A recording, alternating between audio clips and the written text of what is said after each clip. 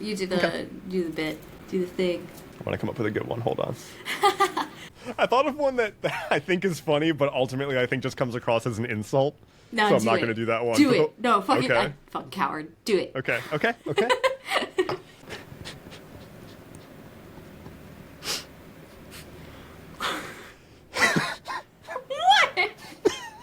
All right, here we go. Dev, buddy, if you're gonna insult me, at least maintain eye contact. God's sake. Never mind, don't maintain eye contact, please. Hello, everyone, and welcome back to the Atlas Loom. My name is Endeavorance, and with me, as always, is a woman who failed her final exam at the Clown Academy and had to switch careers to a TTRPG content creator, Diana of the Rose. Diana, how's it going? Yeah, it turns out you need driving lessons to be able to drive the clown car properly, and I'm more of a walking type of gal. I always assumed it was like an RC car. There's actual, like, pedals and stuff? What do you... What? Yeah, and a certain amount of pedals. Wow. Every seat has one, all 20 of them. You forgot the exploration bit, though. Fuck. So I was in Florida, right, which was... Don't do that. And we went on it was a pontoon boat.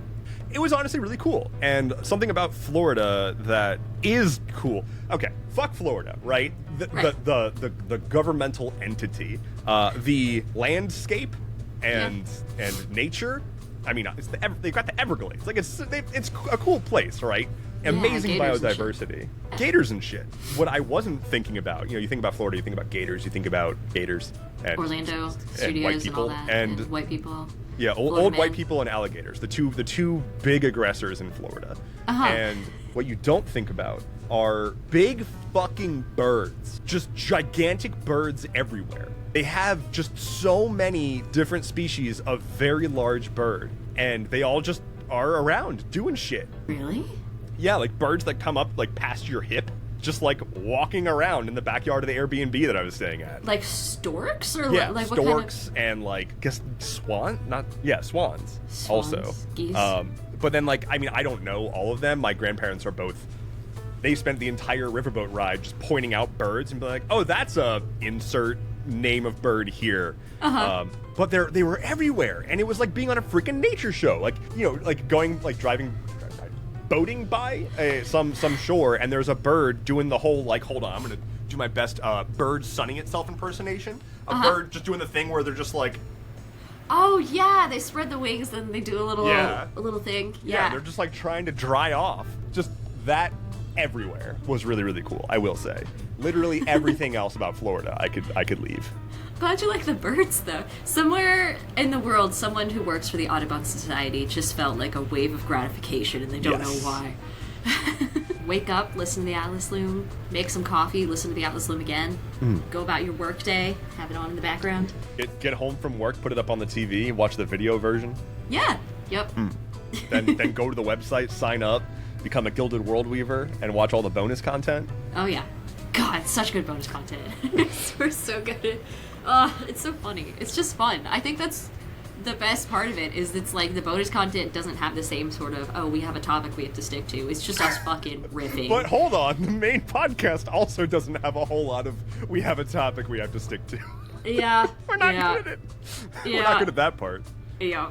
I'm trying to think of like the most compact while still retaining some semblance of quality recording setup that I can bring. But I don't tend to travel with more than a single carry-on, so I also might just need to break down and start checking fucking luggage, but I hate checking luggage. Yeah, there's very few things. Dude, I did a video one time talking about all the things that you can bring on a plane. You can bring a lobster on a plane.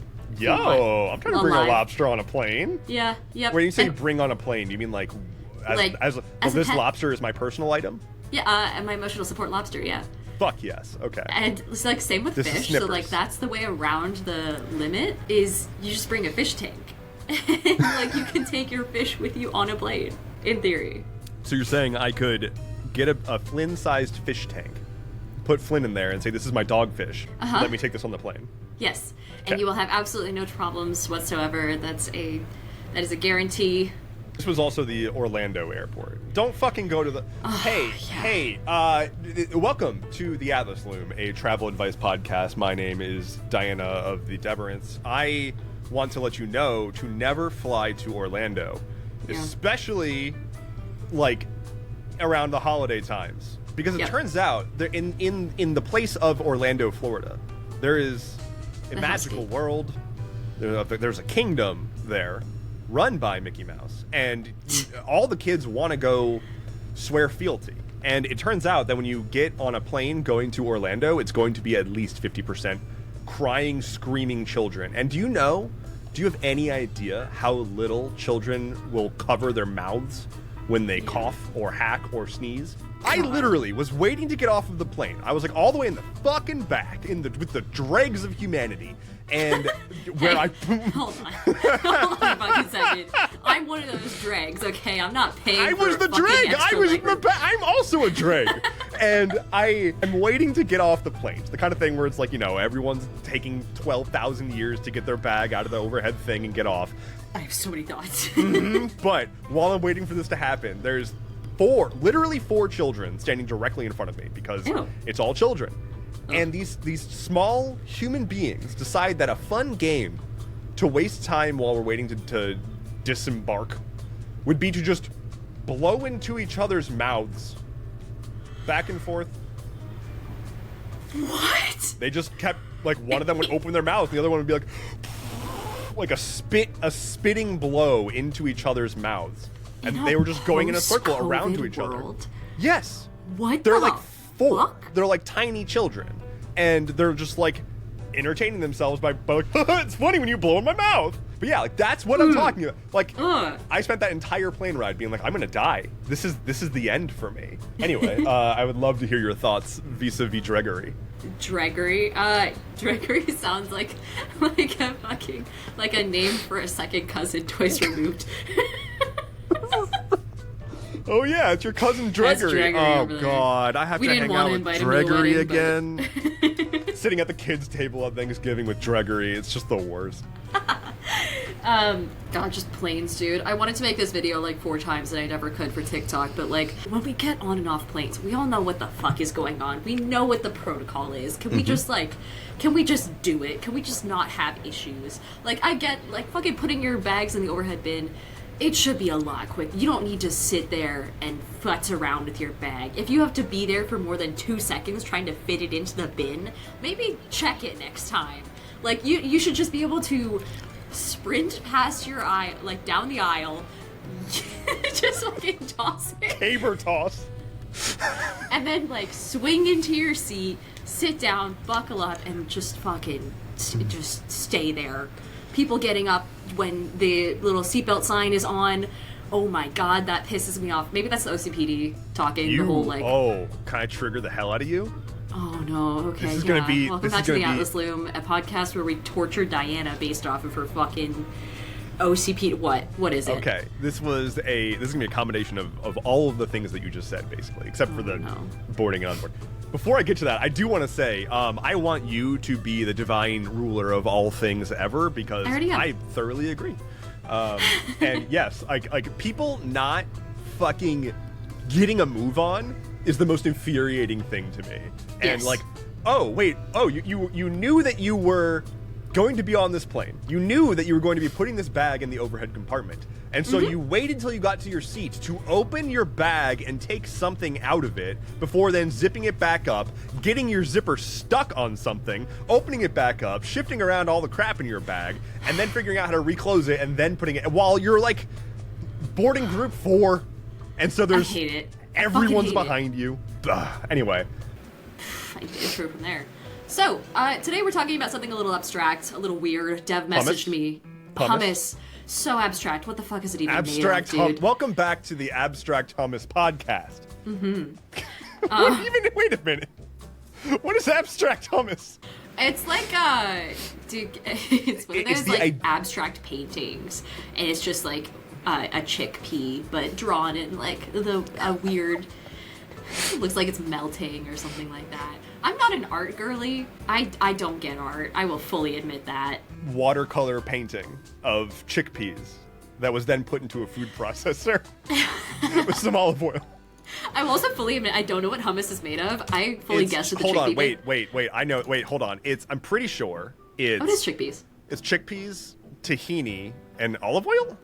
Lemon juice and garlic. Yeah. Fuck. And then olive oil, actually. Oh wait, olive oil's in there. Olive oil is in there. Parsley, so I just missed paprika. the lemon juice and garlic. Okay. Welcome to the Atlas Loom, a cooking hummus ideation podcast.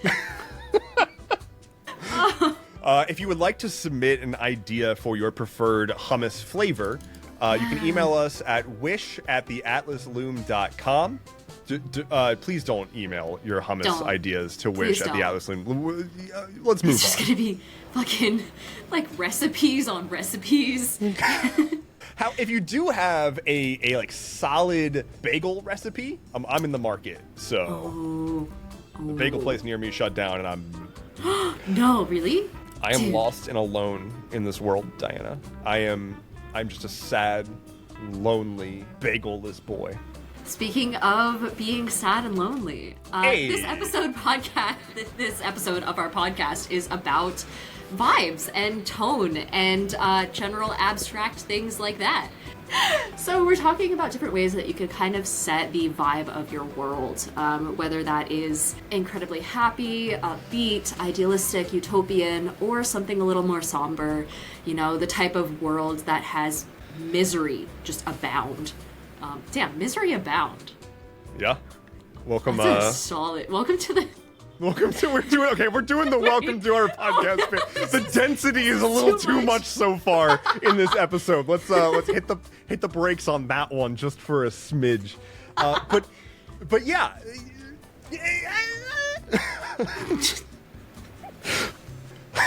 The vibe of this podcast so far is fucking unhinged. With sexual overtones. The stories you want to tell have story beats that require certain feelings to be evoked.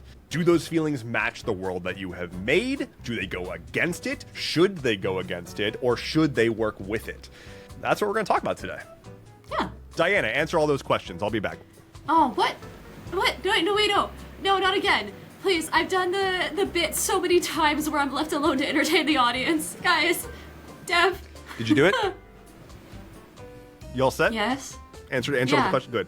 This has been the Atlas Loom. Is this a good time to make a tone deaf joke? Because I feel like if I was smarter, I'd be able to come up with one right there. Yeah, probably. Yeah. While I love mood board references and whatnot, I think that references are extremely helpful, especially when designing interiors. I have such a hard time with adding details to... Don't laugh at me, Diana. I have a hard time with adding details to rooms. I'm just gonna, don't look at my background. I'm not gonna say shit. Don't say anything. I'm not gonna say anything. The rug is in the mail. It's coming. All right? It's happening. Sure. The vibe is doubtul, Dev. The vibe's doubtful. The vibes have shifted to fucking Press concern. F to doubt. Press X to doubt. Yeah. Mashing F over here. I don't like popcorn. You don't like popcorn? It's fine. I don't like when the kernels get stuck in my teeth. So you just don't eat it? I just don't think about it. Oh. I get popcorn if I go to the movies, and I literally have popcorn in my pantry, like make it on the stovetop popcorn. Stovetop? Oh yeah. Like the you ever like make your own popcorn? Yeah. Oh. No. Like just throwing some kernels. into a pot. Huh. It fucking rules. It's so good. It's so much better than the microwave. It's also really easy. Do you have a Dutch oven? Like if you have a Dutch oven, you is literally that different just from a normal oven? just a pot with a lid. I have an American oven. Do you have a pot with a lid? Yes. Okay. Take pot with lid, put a little oil in it, put 3 kernels Dutch? in it. No. A Dutch oven is a pot with a lid that's like made out of like ceramic, I think, and cast iron. Okay. It's just a dense pot with a lid. Can I make hummus in it though? You can't make hummus in it. You can. You can make hummus in whatever you want to make hummus in. The point I'm trying to get across here is you could take a pot, you could throw a couple kernels in with some oil. Once those first few kernels pop, that's your sentinel. The oil is hot enough. You put in the rest of your kernels, put on the lid, take it off the heat. It's gonna they're all gonna go pop, pop, pop, pippity pop. You throw in whatever dressings you want, and you got yourself a witch's brew. The vibe is hungry. The vibe is hungry. One of the Easter eggs I had in one of my campaigns was I ran Sunless Citadel, and in that module, have you ever played it? I've not.